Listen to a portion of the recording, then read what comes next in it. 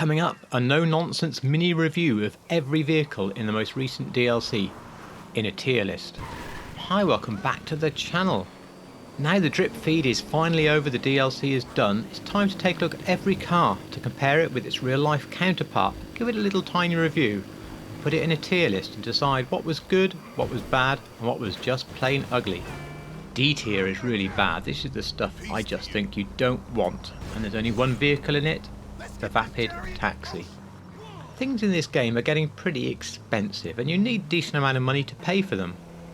Well, with these taxi missions you pick somebody up, you drive them somewhere for a miserable amount of money and they knock some of that off if you drive too fast or if you bash the car.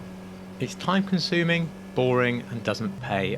I can't recommend this vehicle at all. What I will say is if you are desperate to do taxi work you can at least do it for free and borrow their own car and see just how bad it is. For me, I drove it into the gas pump and that was the end of that. Moving to 16th, we have the first of my C tier vehicles. Those are the vehicles that you must have a very specific use case for. It is of course the Journey 2, based on a Triple E motorhome. I do struggle to see why you would have this, and you may wonder why I have one of these. It's a very big thing to put in your garage, it has a bit of a rubbish interior, it's pretty slow, it has a lot of body roll, it bounces its way around the place. But there are two specific use cases for it. One, you might want to build the Crystal Ship, the RV from Breaking Bad. Now that was a different and longer vehicle, a Fleetwood Bounder, but they do provide the livery, so you can build that for your TV collection. Or number two, as I've done, you may want to put it into a leisure collection with beach buggies and things like that. Why do I have it though? Because I accidentally won it on the wheel. I wouldn't have bought it. For 15 we have the Surfer Custom, the VW camper van of course, and hang on, is that the no, I think that's my old one, hang on. Sorry, they're just so similar I got muddled up. Yes, so for 15 here we have the Surfer Custom. Well, on the upside, I think it looks really good. It's a lovely thing to have in a collection, at least a static collection. And there is a lot more customization on this than there is on the standard Surfer. On the flip side, this car is evilly slow. It's just the same as the free one. And you're better off to go where you're going by any other form of transport and then simply call this from your mechanic. Not only did the performance put it in C tier, but so did the price when you consider it's 40 times what the original Surfer would cost you. Still, it looks lovely, so if you have the specific leisure collection that will take this vehicle, by all means go ahead. About half the vehicles in the DLC live for me here in the B tier.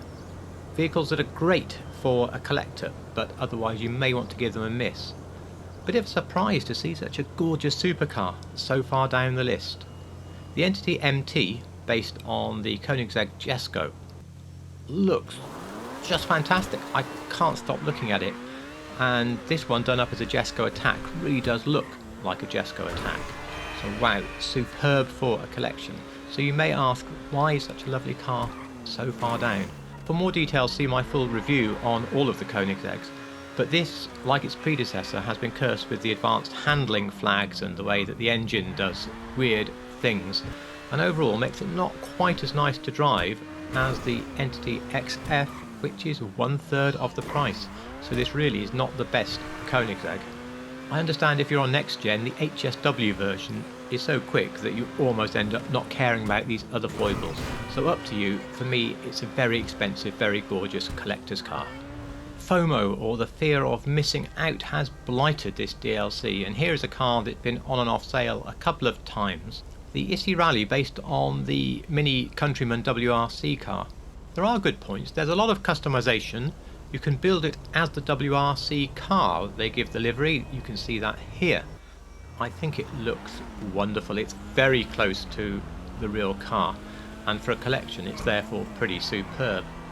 That's where the good stuff ends. Not only did we have the FOMO, which really marks it down, it's expensive for what it is, and it doesn't drive well, you see that there? It understeers a lot, there's no excitement the way it goes. The acceleration's okay, but the handling is very so-so, and I understand if you do an HSW on it, it's not that much better. The only thing that put it ahead of the Jesko for me is simply that it is a cheaper car.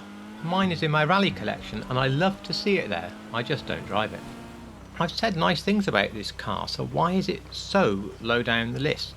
Well, the Anish 300R, based of course on the latest Nissan Z, I think it's a lovely sports car in the game. I think it looks really good. They have messed up the front end. The headlights are simply from an earlier car. The grille is also wrong unless you build this specific one-off Proto Z custom, in which case it is at least the correct grille. Now it drives really nicely as well. It's a good middle-of-the-road sports car. So we have great looks and we have great driving. Why so far down? There's nothing class leading about the way it drives. You can pull a number of cars out of your sports car collection and they will drive just the same as this. You're paying over $2 million for the base car before you've done any customization or performance upgrades.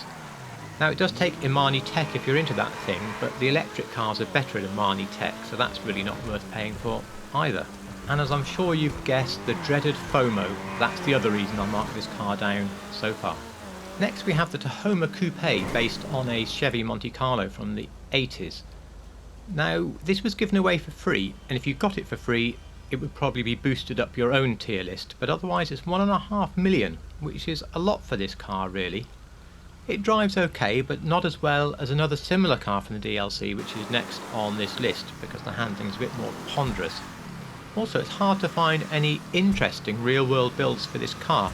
This particular customised twin-turbo version of One-Off was possible to build, as is the one from the movie Training Day, but that really is your limit as far as I can tell. So great if you got it free, you don't need it otherwise. Let's move on to something similar. Maybe you guessed, but the Tulip M100 is next on this list. It's based on a Chevy Malibu, and the two things that I really like about it are A, you can build the M80 Special Edition as I have done here. All the parts are given to you and that is wonderful. I think it looks really stunning. I can see why a lot of people make a drag car build from this car as well. I also prefer the way that it handles to the Tahoma. It just seems a little lighter on its feet somehow. I find this a really pleasant car to drive around the place. I also think, despite being an 80s box, that it is better looking than the previous car as well. The price is a bit juicy, but overall I do think this is a great collector's car. We've reached halfway, and if you're getting value or entertainment from this, please do consider hitting that like button. It would so much help me grow the channel. I considered putting this Everon Hot Ring a lot lower than halfway because of the FOMO. However, two things saved it. One, it is super cool. It looks so much like the real trucks, and I just think it looks wonderful in any sort of race car collection, so unique. The second reason is if you're a racer in the San Andreas Super Sports Series races, you only used to have one choice of car, the Chevy Luminar, the hot ring car. But now there's a choice of two, and if you watch my full review you'll see that quite clearly this is the faster car around those circuits than the previous one. So that's lifted it a bit because we always like the fastest car in its class in case we take it racing. Otherwise, as you watch it driving round, oversteer, that is the name of the game. If you just use it to tool around the city, it's very easy to get the back out on this car and have a lot of unintentional sideways moments, or like this, spins. So perhaps not the greatest car for driving around the town, but as I say, a cool collector's car and perhaps a necessary race car. Of course that's only true if you happen to be around when it's on sale. Moving on to the Broadway. Now this is a very reasonably priced car, and that immediately lifted it up, as well as the lack of FOMO. I've made mine to look like the Club Coupe shown on the bottom right, albeit the paint looks much oranger in this low sun, and I chose not to cover the rear wheel. Anyway, we don't get many 1940s cars in the game. I mean, do we get any apart from this? I'm not sure. So a rare era being covered here. The car looks absolutely superb. There is a huge amount of customization on the car as well. You can literally strip off the whole front end and make a massive engined hot rod if you want. There's a number of classic cars around this Model 66 that you can make that all look about right. And of course you could also make a resto mod, although I struggle to find many resto mods available for this car. As well as being a good price, it comes with perfect stock wheels for any classic build, so saving a little bit more money along the way. The Broadway drive's absolutely fine. It's a bit slow, but the handling's okay and it's quite reasonable. But of course you have bought it for your collection, really, not for driving. And that's what Tier B is. It's cars that will only appeal to the collector, and I think this one very much will. Because I like the looks more than the Broadway, the Eudora made 7th place. There's very few of these 1950s vehicles in the game at all, and certainly none that I can think of with the massive fins on the back. In real life there are many customised ones, but they tend to be the 2-door. But I fell in love with Jet Sun, the one you're seeing here, so much that I customised mine to copy that, even though I have 4 doors. It's a bit of a cheat. The car drives very much in period, so it's not that fast, it's very roly-poly on its soft suspension, but I don't care because this car looks utterly beguiling. It is gorgeous. I think it's not only the best looking car from the DLC, I think it's one of the absolute best looking cars in the game. So perhaps not much of a driver's car, but for your customised car collection, your classic car collection, for taking to in-game car meets or just cruising in the game, can really think of nothing finer. Moving to A tier, these are my highly recommended cars, and we'll start off with the Tundra Panther, based of course on the Alpine A110. I built mine originally as an A110R, but some of the parts on that don't look quite right, and I think it's much better just to build it as a standard A110, or as I have done here, an A110S, and just use one of the standard Renault colours. I don't want to go on about FOMO and rant, but that is the reason this car is so far down my A tier, because in reality this is one of my absolute favourites from the DLC. I love lightweight sports cars like this in the real world, especially in the UK where we have a lot of traffic and a lot of speed limits, but you can still find very interesting and quiet country roads to throw a small car round on. In a world full of monster SUVs, it's really refreshing to see Renault/Alpine come up with a car like this. Moving on to the game, it's a fantastic fun car in the game as well. It very much replicates the feel of a mid-engine car, so if you throw it in the corners too fast, the back will come out, put the power on and you can hold it, take the power off and it will spin. I recently did a little car chase video with 2 of these cars, so you might like to see that for some more cinematic footage of this car hurtling around the place. It's very expensive, but I still say when this next comes up on sale, if you don't have one already, grab one. Into the top 5 now with one of my big surprises from the DLC. It's something I wasn't even going to bother to buy. The Boar, based on the Subaru Brat. This has turned out to be one of the most fun vehicles in the DLC, one of the most fun vehicles in the game, and I absolutely love it. Built here to copy a real life customised example. So what is good about this car? Well, there's no FOMO. The price is low, and the driving. This is a very tail-happy 4-wheel drive car, but despite being tail-happy, it's exceptionally easy to control, even on just a keyboard. I did a full review of this car, covering all this in a lot more detail, including its off-road ability. There was a small mistake in there about the headlights, but as you can see they do work. I highly encourage you to watch the review. On top of all the good stuff I've just mentioned, there are loads of real world builds you can do on this car and loads of customization if you want to make it your own. So as a great value, customizable, pure fun vehicle, this is highly recommended, one of the best things to come from the DLC. In 4th spot we have the electric motorcycle, the Power Surge, based on the Harley-Davidson Livewire. When it was launched I did a full review comparing this with the Hakuchou Drag, really asking the question, which one should I be using for time trials? And spoilers, the answer was this one, and ever since then I've done every time trial with this bike, and it has made them so easy. Even with my rubbish keyboard driving, and even if I fall off sometimes, there's still enough spare time to complete it on the first go. A lot of this is down to the great acceleration out of corners, the very decent cornering. The top speed is also high if you just lean forward.